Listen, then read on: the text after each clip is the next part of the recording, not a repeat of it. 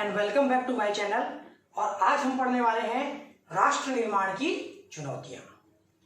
राष्ट्र निर्माण की चुनौतियों का मतलब हम भारत देश के बारे में बात करेंगे कि भारत के निर्माण के समय, जब भारत देश आजाद हुआ उस समय भारत एक राष्ट्र के रूप में उसको बनाने के लिए, उसके निर्माण करने के लिए हमारे देश के जो प्रमुख नेता थे उस समय के, उनको किस प्रकार की चुनौतियों का सामना करना पड़ा, ये आज हम इसको पढ़ना है।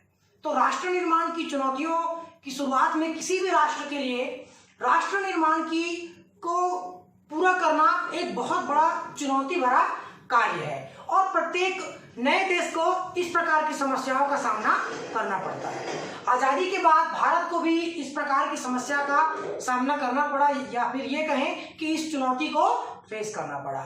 एक राष्ट्र अर्थात जो संस्कृति, भाषा, इतिहास अथवा अन्य किसी आधार पर एकता की भावना से प्रेरित होना चाहिए, जिसका मूल तत्व एकता की भावना हो। राष्ट्र अर्थात विभिन्न क्षेत्रों या वर्गों में एकीकरण द्वारा राष्ट्रीय पहचान को सुनिश्चित करना, जिसमें एक एकीकृत समुदाय के रूप में राष्ट्र को गति प्राप्त हो सके। तो ये है इसकी शुरुआती अर्थ में हम इसको ले सकते हैं कि एक राष्ट्र के निर्माण किस प्रकार से चुनौतीपूर्ण ढंग से किया जा सकता है। तो आगे हम पढ़ते हैं राष्ट्र निर्माण का अर्थ। राष्ट्र का तात्पर्य एक ऐसे समुदाय से है जो संस्कृति, भाषा अथवा इतिहास या अन्य किसी आधार पर एकता की भावना से प्रेरित हो। अर्थात उस राष्ट्र में क्या होनी चाहिए? एकता होनी चाहिए। एकता कैसी होनी चाहिए?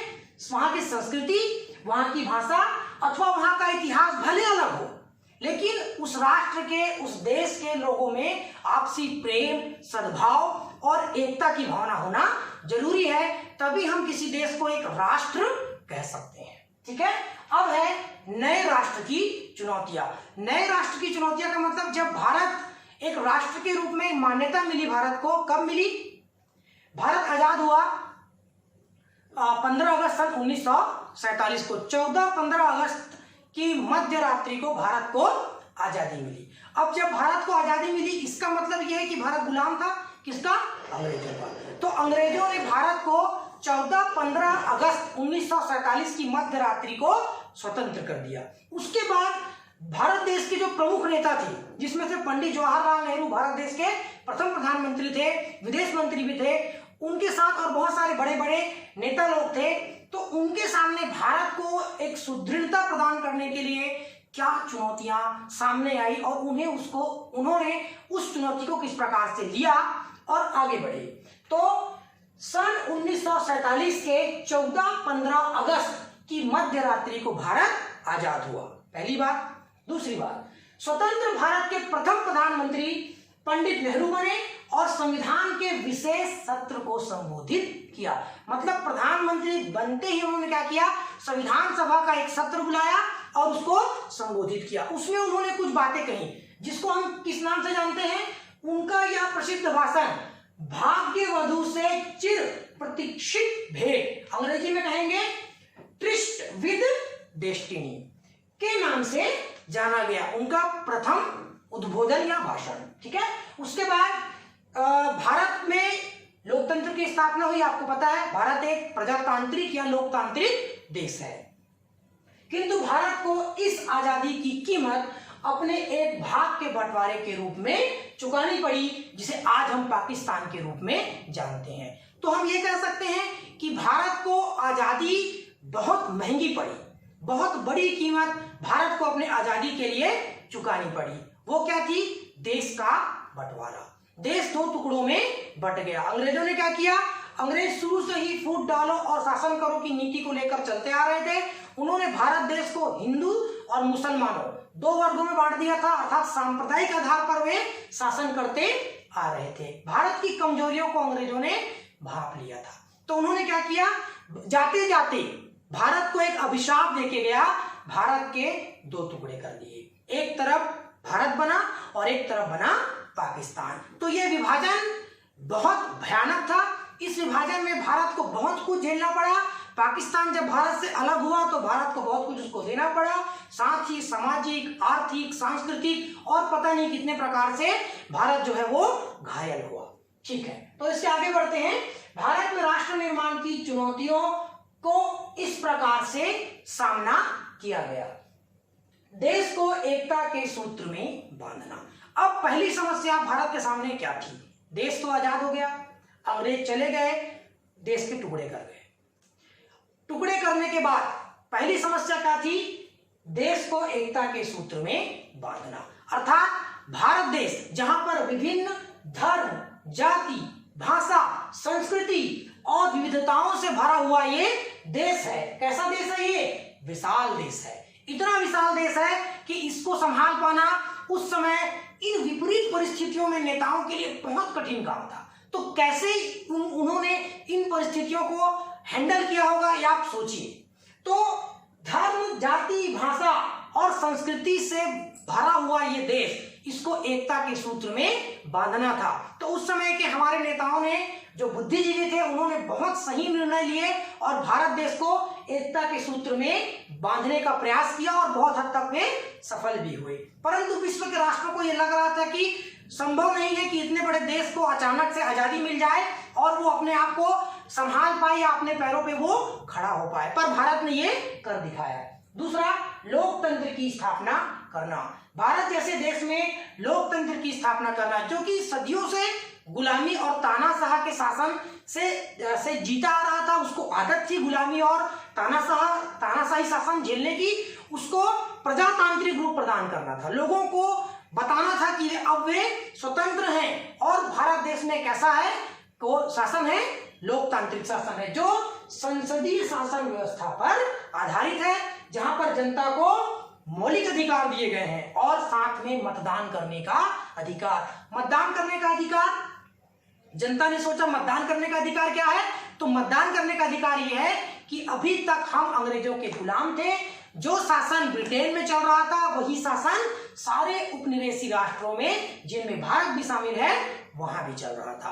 तो अब जनता को क्या करना था? जनता को संसदीय शासन प्रणाली के आधार पर लोकतंत्रीय शासन की स्थापना करनी थी और अपने वोट का प्रयोग करके स्वयं अपने लिए अपने नेता या अपने शासन का चुनाव करना था। तो ये बहुत बड़ी सफलता भारत में लोकतंत्र की स्थापना के रूप में उस समय हमको प्राप्त हुई और ये चुनौती भी थी। फिर है समाज मूलक विकास। समाज मूलक विकास मतलब, अब आप सोचिए कि जो देश लंबे वर्षों तक, लंबे समय तक गुलाम रहा हो, जिसका कोई अपना अस्तित्व न रहा हो, कई वर्षों तक जिसने दूसरे देश की गुलामी सही हो, और जाते जाते उस ताकतवर देश ने देश को आर्थिक रूप से, सामाजिक रूप से, सांस्कृतिक रूप से और साथ साथ भौतिक रूप से भी तोड़ दिया, अर्थात टुकड़े करके चले गए। तो उस राष्ट्र को एकदम से संभलना, अपने पैरों में खड़े होना, उसको विकास करना, समाज का विकास अर्थात सर्वांगीण विकास। सर्वांगीण विकास का अर्थ है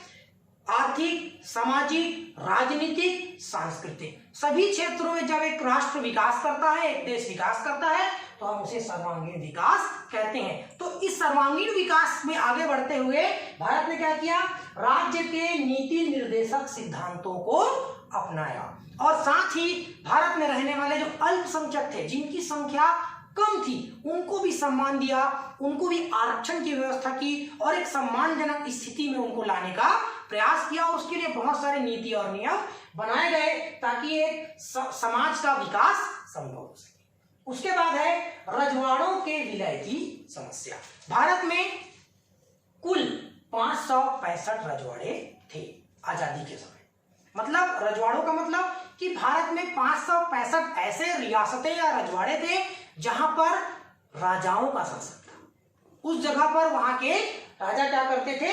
शासन करते थे। उसमें से जब ये सारे जो रजवाड़े थे, रियासतें थी, उनका विलय भारत में कर दिया गया, तब हैदराबाद और जूनागढ़, ये दो ऐसी रियासतें थीं जिन्होंने भारत में विलय होने से इनकार कर दिया और ये चाहते थे कि इनका अपना स्वतंत्र अस्तित्व बना रहे, जो कि भारत की सांस्कृतिक एकता के लिए सामरिक दृष्टि से खतरनाक था। तो इसके आगे बढ़ते हैं। अब है राष्ट्र निर्माण के विषय में पंडित नेहरू के दृष्टिकोण।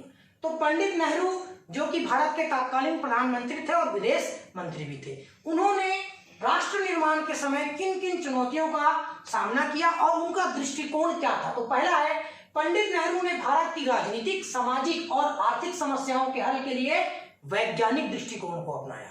उनका जो दृष्टिकोण था वो कैसा था? वैज्ञानिक था। शरणार्थियों हेतु एक पुनर्वास मंत्रालय की स्थापना की ताकि पाकिस्तान से आए लोगों को यथा योग्य सुविधाएं एवं सहायता प्रदान की जा सके। अर्थात शरणार्थियों के लिए पुनर्वास मंत्रालय, मतलब जब देश के टुकड़े हुए तो जो लोग पाकिस्तान में थे वो भारत आए और जो भारत में थे वो कहाँ गए? पाकिस्तान गए। तो जो वहां से जो लोग आए उन्हें हम कहते हैं शरणार्थी। तो इनके पुनर्वास की व्यवस्था करना, इनको फिर से भारत में स्थापित करना, इसके लिए एक पुनर्वास मंत्रालय की स्थापना की गई ताकि उनको सही ढंग से सुविधाएं और सहायता प्रदान की जा सके।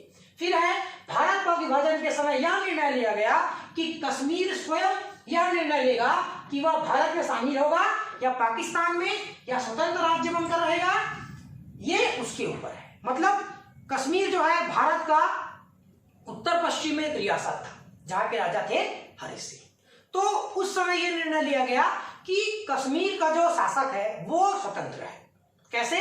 या तो वो भारत की तरफ आ जाए, या तो वो पाकिस्तान की तरफ चला जाए, या तो वो स्वतंत्र रहे, उसके ऊपर किसी प्रकार का बंधन नहीं लगाया गया। परंतु आगे क्या हुआ? इस पर कश्मीर के राजा हरि सिंह ने कश्मीर को स्वतंत्र राज्य ही बनाए रखने का निर्णय लिया। उन्होंने क्या निर्णय लिया कि ना तो मैं पाकिस्तान की तरफ जाऊंगा, ना तो मैं भारत की तरफ जाऊंगा, अपितु मैं एक स्वतंत्र रियासत या राज्य के रूप में रहूंगा। फिर क्या हुआ? परंतु पाकिस्तान ने धोखे से कश्मीर को हड़पना चाहा। पाकिस्तान जो कि हमेशा से भारत को धोखा देते आया है, उसने क्या किया? धोखे से कश्मीर को हड़पना चाहा, जिस कारण राजा हरि सिंह ने भारत से सहायता मांगी और कश्मीर का भारत में विलय करने की बात कही। अब हरि सिंह फंस गए। उनको क्या हुआ? उनके साथ क्या हुआ कि पाकिस्तान ने सोचा कि क्यों ना मैं कश्मीर को अपने में मिला लूं या अपने में उसका विलय कर लूं। तो राजा हरि सिंह ने सोचा कि नहीं, इससे तो अच्छा है कि मैं भारत के शरण में चला जाऊं, और उसने भारत से सहायता मांगी और भारत ने उसको सहायता दी और पाकिस्तान को ये बात पसंद नहीं आई और यहीं से भारत पाकिस्तान के मध्य कश्मीर समस्या का जन्म हुआ जो आज तक चल रहा है। पंडित नेहरू कश्मीर समस्या को हल करने के लिए इस विवाद को संयुक्त राष्ट्र संघ तक ले गए, परंतु इस विवाद का कोई हल नहीं निकल पाया है और आज भी हम जानते हैं कि पाकिस्तान लगातार घुसपैठ और आतंकवादी गतिविधियां कश्मीर क्षेत्र में या बॉर्डर क्षेत्र में करता रहता है और उसका ये प्रयास रहता है कि वो किसी भी तरह से भारत पर अपना नियंत्रण स्थापित करे। उसके बाद है, भारत विभाजन से उत्पन्न एक समस्या देशी रियासतों के भारत में विलय की थी। भारत में आजादी के पहले 565 रियासतें थी जिन्हें भारत में अथवा पाकिस्तान में स्वतंत्र राज्य के रूप में रहने का अधिकार दिया गया। कितने? 565। आपको बता चुका हूं मैं। पंडित नेहरू और सरदार पटेल के सहयोग और परस्पर विश्वास के वातावरण में अधिकांश रियासतों ने भारत में शामिल होना मंजूर किया।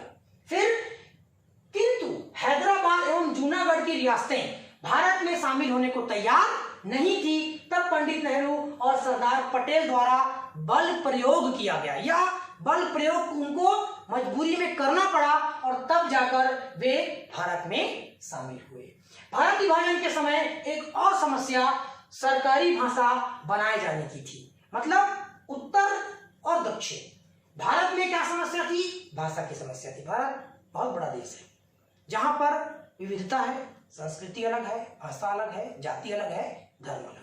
तो भाषा की समस्या सामने आई कि सरकारी भाषा किसे बनाया जाए, क्योंकि अंग्रेज से तो वो अंग्रेजी चल रही थी और भारत तो हिंदू राष्ट्र है, तो हिंदी को या अंग्रेजी को। उत्तर के लोग चाहते थे कि हिंदी को सरकारी भाषा बनाया जाए और दक्षिण के लोग चाहते थे कि अंग्रेजी को बनाया जाए। तो उसके लिए बीच का रास्ता निकाला। पंडित जवाहरलाल नेहरू ने अपनी सूझबूझ से इसे हल किया और त्रिभाषा फॉर्मूला अपनाया। तो इस प्रकार की समस्याओं से भारत जो है वो गुजरा और राष्ट्र निर्माण में नेहरू जी ने जो अपना योगदान दिया उसमें बहुत सारी समस्याओं से उन्होंने भारत को बचाया और ऐसे ऐसे फैसले लिए, जैसे कि शरणार्थी समस्या पर फैसला, कश्मीर समस्या पर फैसला, राज्यों के पुनर्गठन की समस्या, भाषा आधारित समस्या, सांप्रदायिकता, जातिवाद, धर्मवाद, क्षेत्रवाद आदि बहुत सारी समस्याएं जो भारत के सर्वांगीण विकास में बाधक थी। समस्याओं से उन्होंने किस प्रकार से निपटे और भारत को विकास की ओर अग्रसर किया, इसके लिए नेहरू जी ने एक सकारात्मक दृष्टिकोण अपनाया, जिससे भारत अपने पैरों पर खड़ा हो सका और राष्ट्र निर्माण की सारी चुनौतियों को भारत ने आसानी से और सरलता से पार कर लिया। और इस प्रकार पंडित नेहरू जी के जो वैज्ञानिक दृष्टिकोण था जिसको उन्होंने अपनाया, वो बहुत महत्वपूर्ण उपलब्धि उनकी रही भारत के लिए, और उनकी बहुत बड़ी देन रही, जिससे आज भारत अपने पैरों पर खड़ा है और कई प्रकार की चुनौतियों से भारत आज भी लड़ रहा है। जो उस समय जो समस्याएं खड़ी हुई थी वो बहुत सारी समस्याएं आज भी बनी हुई है। तो आज के लिए इतना ही, इसके आगे हम कल पढ़ेंगे। तब तक घर में रहिए, खुश रहिए, स्टे होम, बाय।